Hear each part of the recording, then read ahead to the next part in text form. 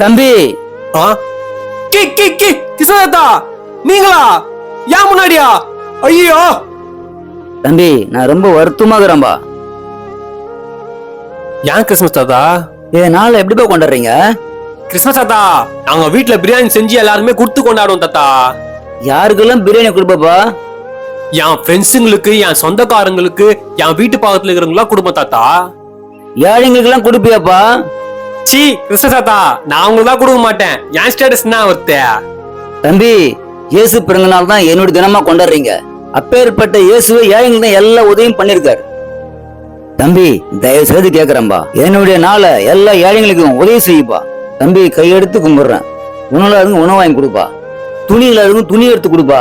வீடு இல்லாம கஷ்டப்படுறவங்களுக்கு உன்னால முடிஞ்ச உதவி செய்யுப்பா. கிறிஸ்மஸ் தாத்தா. சரி கிறிஸ்மஸ் தாத்தா.